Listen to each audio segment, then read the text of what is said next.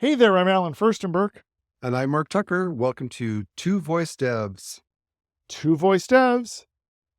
Oh, good to see you again, Mark. Yeah, thanks. Same with you. It It's good to talk with you again. it is. It's for me. It's been a week. I am tired. I'm working on a project that I'm excited to talk about soon. Excited to give all the details about soon, but not quite yet. But I'm tired because of it. Yeah, just extra kind of normal work hours plus extra side Yeah, hours, trying to figure stuff out, testing things, whatnot. yeah. No, this is what I like to call a hobby project. But in doing it, I've been trying some stuff that I haven't done in a long time. How I'm hosting this project, how I'm running it, the operating environment I'm doing it in. And I'm doing it with large language models, and it's the first time I'm really doing this sort of thing. I've learned some interesting lessons. And when we started talking about it, you talked about how you've been doing some hosting stuff recently as well. So it seemed like a good opportunity to kind of talk about how we're doing these sorts of things. Yeah, I think that's right. I think that will be interesting for me to see what you're doing, kind of how you're hosting it, if you're using the cloud, and kind of some of the requirements constraints and things that I'm working in, how I have to structure things and kind of how I'm approaching it. So it'll be good. We didn't flip a coin ahead of time to figure out which one of us talks first. Why don't So, why don't you go ahead and start? um, so this project that I've been working on, it's going to be using the Gemini large language model in a bunch of different ways, and it's going to have a client and server setup, which is a very common configuration. And since Gemini is a great multimodal model, there we go, I can say it. It's including things like audio and images and video. So it needed a good way to get that onto the server side of it from the client side of it. So I'm looking around and I'm realizing that one great tool that's out there is the Firebase Suite of Tools. If you're not familiar with Firebase, you may have an impression that, oh, this is a database. You know, it's kind of like on AWS DynamoDB might be what you're thinking. And it is so much more. Yes, it is a real-time database, but it's a real-time database, and that has some interesting implications. But it's also an easy interface to Google's cloud storage. It's got an easy interface for cloud functions, so you can easily make function calls. It has direct hooks into Firebase authentication, and from there to Google Cloud authentication. So all of these things that you're doing are authenticated. You know exactly what user is doing everything. And that has a lot of powerful stuff behind it. So I looked, I've been familiar with Firebase Cloud Functions, and it's always amazing, just how it works. If you're used to AWS Lambda, Firebase Cloud Functions are very, very similar. Yeah, so I don't have really a lot of experience with this AWS tool, but it seems like Firebase does a lot more than just the database side of things. That would be more similar to AWS Amplify. It gives you the ability to create end-to-end apps, do GraphQL stuff, tie into Cognito, Yes. and services and things like that. I've used Amplify, and yes, there are a lot of similarities between the two. Amplify also lets you do the sign-in, so it has connections to that. It has access to the S3 buckets. So yes, there are a great deal there's a lot of similarities between the two. The biggest difference between the two, I think, is exactly how they handle that database level. So Amplify has connections into DynamoDB, while Firebase has connections into Firestore and the Firebase real-time database, which are they're the closest thing to magic that I've ever seen. Yeah, it's kind of like a pub sub mixed with a database, mixed chat applications and stuff. It's very, very cool. Yeah, and I'm taking big advantage of that in this application that I'm working on. One of the neat things, though, that I realized is that running on running as a Firebase Cloud function means that it has a built-in Google Cloud service account. So it runs as a Google Cloud user, and I put user in quotes there. And that means that I can permit that user to do things like make calls to Gemini under that particular project. So I don't need to set up an API key. I don't need to set up credentials. I don't need to set up anything, because everything that runs on that cloud function runs as this user that I've permitted. Okay. So that suddenly means that, all of the headaches of having to manage permissions and manage credentials and manage all of this, that goes away and it just works, which for making calls to Gemini is really, really awesome. Yeah, that is definitely one of the advantages of when you start to work with cloud services, that everything is tied into security and roles and things, and just that makes things a lot easier. Yes. And I feel like that's one of the things that really isn't talked about a lot when we're talking about these models, is without that, you need to manage your API key. You need to manage your credentials. And that means involving a secrets manager, or doing something stupid like putting this file on, where everybody can read it. Don't do that. But that's one massive, massive advantage of using these cloud services, is that as long as you're working inside the cloud, inside the same cloud, you can get away with, you can do a lot of stuff without having to re-credential things each time and manage those credentials. Yes, you need to permit it, and that's a good thing. You need to manage the IAM permissions, but you do that once when you're setting up the account, and then it just works. And that is so powerful. Yeah. It really makes things as a developer so much easier. Well, easier for you, and also more secure, because you can lock down things to exactly what functions or what roles that you want to have executed, and it just makes it.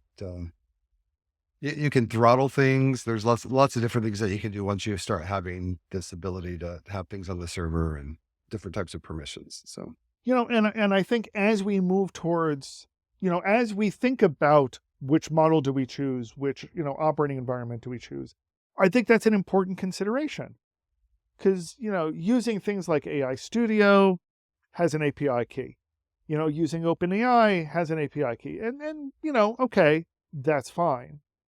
But just being able to take advantage of the credentials in a platform, so when you go and use Bedrock, or when you're using Google's Vertex AI, these give you access to a lot of models with credentials that are, that are exactly the same credentials that you've been using. When you first start designing a system, authorization and permissions may not be the first thing on your mind, but as you move towards production, they are. And I'll be honest, these days, I feel like I run everything in Vertex simply because I can just take advantage of the default credentials. I don't need to worry about managing an API key. And as a developer, that's one fewer thing to worry about. That's one fewer thing that goes wrong. I want to clear up. You said that you run everything in Vertex. I just want to make sure that that's what you meant to say. Okay. So let me rephrase that slightly. I am accessing the Gemini models almost exclusively through Vertex these days, and running my stuff through a cloud environment. So I can take advantage of those cloud permissions. All right, that clears it up a little bit. So, okay, yeah, I was using a shorthand there. So mostly I'm running things through, instead of using the AI Studio Gemini API, I am using the Vertex AI Gemini API, which I realize is clear as mud. There's a lot, because you have lots of different varieties and different ways that you can connect things. There's there's UI tools, there's APIs, And there's various different paths that for one reason or other, Google has given you to get from A to B. Um, it's just interesting to know the path that you chose. Well, and I think as I mean, no, it's a good question, because going through the kind of process to figure out what platform am I going to run anything on as a developer, yes, you're thinking about what it is that you need immediately, but you're also thinking about, if this is something that you plan to run long term, how are you going to run this long term? You know, are you going to run it in the cloud? Is this a web app and you're hoping to run everything on the web app? Is that feasible? Yeah. So architecture design is an important consideration for us developers, I think. And it's interesting to see exactly where the different platforms make that easier or harder for developers. Right. Well, anything else you want to share about what you're doing as far as hosting goes, or? I think the biggest picture here is, in this case, this was a consideration that I made not just because of the hosting, but how that hosting tied into everything else that was going on. The hosting, the storage, the database, the networking, the authentication, the authorization, all of that stuff. Because I'm also dealing with some other Google services. So that whole consideration was really important. And I think as developers, we do need to keep that in mind. That and I can't wait to talk about I this know you project. keep teasing like, and some other things. And I'm like, I what other know. things? He's not even telling me what's going on. So it'll be good to all, figure it all, out. all will be revealed. Well, let me put it this way. I will feel much more comfortable talking about it in a couple of weeks. And we'll talk about it some more then. I won't give everything away, but I'll be able to talk about more of it in a couple All of right. weeks. Well, good. So looking forward to a future episode where I get to, more will be revealed. So what have you been working on?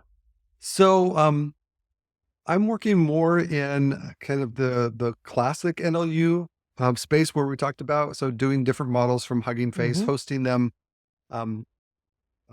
ourselves in an enterprise environment that's based on Docker and Kubernetes.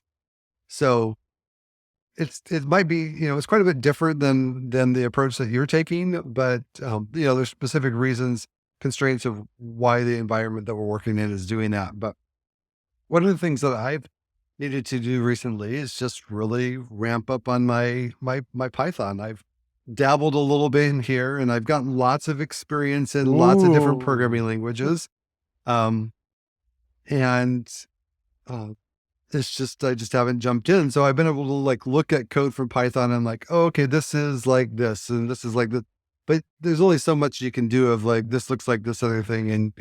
But I've been able to pick it up pretty quickly just because I've all the years of experience of doing programming and just understanding this is strongly typed versus not strongly typed. How do they do classes? Uh-huh. How do they do interfaces? Even just simple things like naming conventions or conditions and things like that. You're like, oh, this is kind of different how it's structured, but Right. When we're doing objects, how are we referencing those objects? yeah, Is it implicit? Is it explicit? It's really interesting. One of the things that I'd like to talk about when learning a new programming language is, things like syntax. yeah, That's pretty easy. That's pretty straightforward. Yeah, there are differences, but it's pretty quick to pick up. Terminology. It's weird how terminology differs between different languages sometimes. But more important and more challenging in some ways is thinking in that yeah, language. Languages, even if they have similar syntaxes, you'll see some languages just the normal behaviors are different. The normal naming patterns tend yeah, to be different. And sometimes that reflects the original developer, sometimes that reflects a particular language, but learning those differences and just thinking in those differences rather than translating from your other favorite language, that's challenging sometimes. yeah. And what we've ended up doing is like we're investigating various different libraries to have services that are running behind, generating a server for a REST endpoint. And, one of those in Mm. Python is called FastAPI. And so that's been interesting too, is to take a look at how I be able to use like Express in the JavaScript world and for Node, but how does that compare to FastAPI? And so because the models and a lot of the code, things like TensorFlow really are geared around Python, then it makes more sense that the REST API is written in Python and is using a Python library. And so just kind of figuring out how that all comes together, and just concepts like dependency injection and how routes work in the API, and but I'm able to Uh-huh. bring in some old style design patterns. I don't know if people are still learning design patterns, but that was like a huge phase when I was going through programming, where there's a whole book on design patterns of like, if you want to solve a certain problem, and that could be like a behavioral or it could be a structural, there could be like different reasons why you want to do it, then you can implement a specific pattern. And so, concepts like factory methods and strategies and things like that. So it's just interesting to pull in those things too. Let, let's pause for a moment there, because thinking about design patterns, I'm not sure that people really learn them, at least not by that name Yeah. anymore. But before they were called patterns, I feel like we used to call them best Yes. practices. And these weren't algorithms. These weren't, how do you implement a quicksort? It was more of, if you are, if you've got a large data structure and you need to optimize for this particular thing, maybe a quicksort is more appropriate. Maybe insertion sort is more appropriate. It's more general guidelines rather than here's the code. Yeah. There were some like pseudocode and even like some diagrams of how you might structure it. For example, a lot of times if we have class A and class A has a dependency on class B to do something, then you call some method on class A, and internally it's really calling class B to do something. Well, you could have class A new up or instantiate an instance of class B, but then when it comes time to unit test it, it makes it hard to unit test. Whereas if you created B outside of A and passed B into A as part of the constructor, then now for testing, you could pass something else in, a mocked version of that. And it's just kind of some of those best practices to make sure that your code, one, is structured well, and things are encapsulated and in the smallest grouping of like things, so that that unit is easily testable. And if there's dependencies, that you can test the dependencies separately. So that's some of the things that I'm looking at in conjunction with ramping up and learning Fast API and see what how it does dependencies or how it does these other things. And it's just kind of interesting to do that. But then in the end, it's going to be, how does this fit into this bigger Docker Kubernetes environment, and how does the service that's going to wrap the model get access to the model? Where's the model? And that's Mhm. all kind of stuff that I'm looking at. So in exploring this, what are you? I guess what are you pursuing? Where does the server setup that you're looking at fall into play here? So we're hosting. One thing I'm doing a lot more is developing locally with Docker, because with Docker you can Mm. specify what specific version of an operating system and what libraries you're going to install on it. So it beats the team members that have Windows having something run differently, even though it might be the exact same version of Python. There might just be some strangeness to compared to those who have a Mac. And then when it's actually running in production, it's going to be running on some version of Linux. So we just all use Docker containers that have Linux in it, Ubuntu, and just everybody's using the same thing, even though they're running on whatever type of box they have. Then we're all Mhm. using the same versions of the operating system, and same versions of libraries installed. And so if it can work that way once and everybody's doing it the same way, then it works on my box, but it doesn't work on your box issue. That goes away. Um, Plus, it sets it up for the bigger pipeline where, in the end, um, Kubernetes is going to new up a Docker image, a container that has the same thing, the same versions of things that you were running as well. So now you're proving that it's going to run in the environment where it's really going to be in production, um, while you're doing development. But we had talked a couple weeks ago about ML ops We did talk about Docker and containers. and Yeah. KitOps.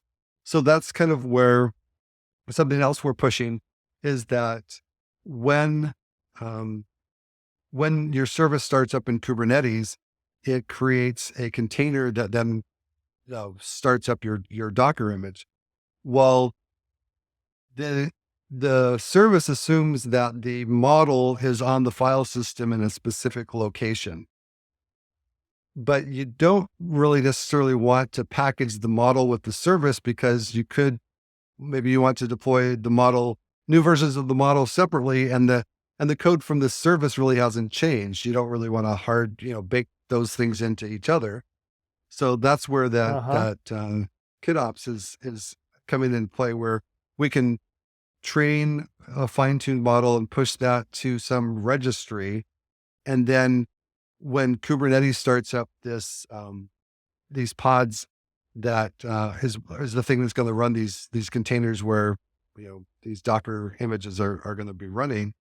There's a way that you can define an init container, and so what the init container is going to do is have the tooling to pull the image from the registry and put it on the file system, but that init container is different from the main container, and so you can create a volume and you can say, create some place that's in Kubernetes that's outside of these two containers.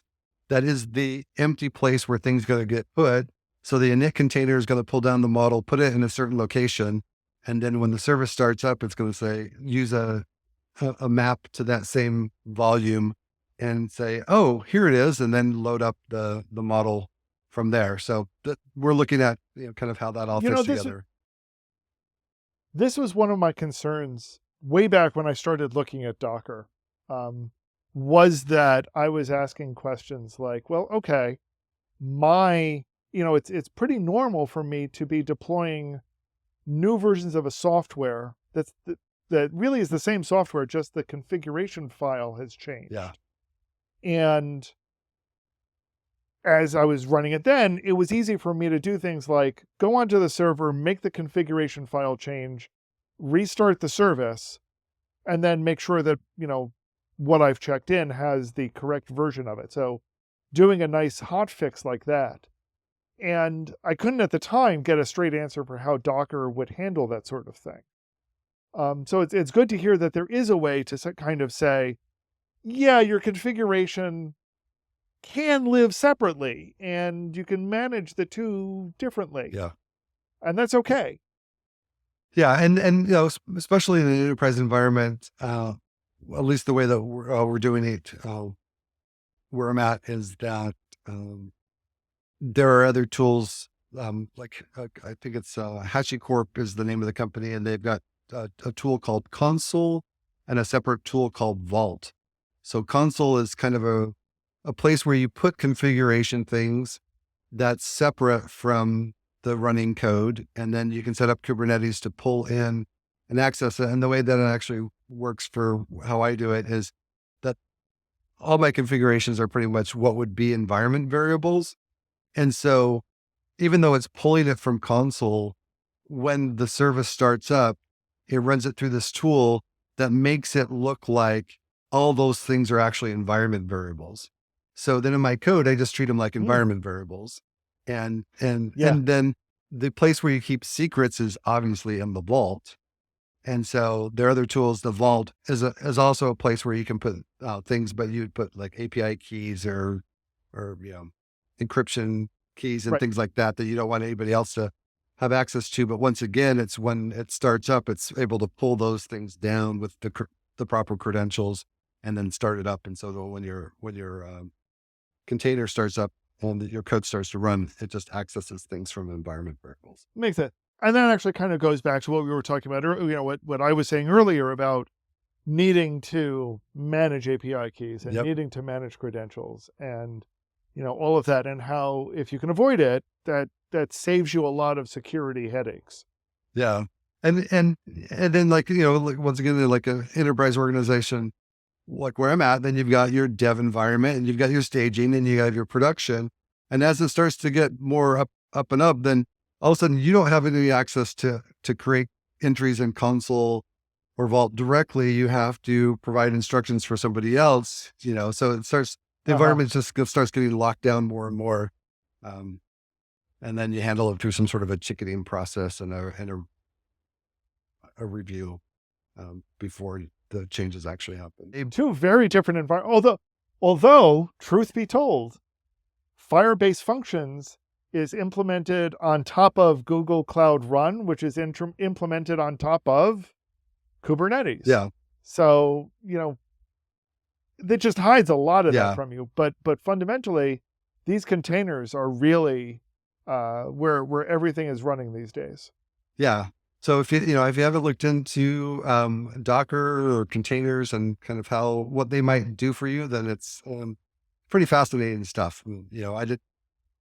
I didn't know this probably 5 years ago. I probably hadn't done very much of anything other than reading a little bit with Docker, but just like anything with programming, as you move along, you hit different situations and different environments, and you learn the things that you need to keep going on. So as always, we're curious to hear what you're doing, how you're solving these same problems. We can all learn from each other, so feel free to share with us in the comments below. Find us on social media, and we'll talk about this sort of thing another time on Two Voice Devs. Two Voice Devs.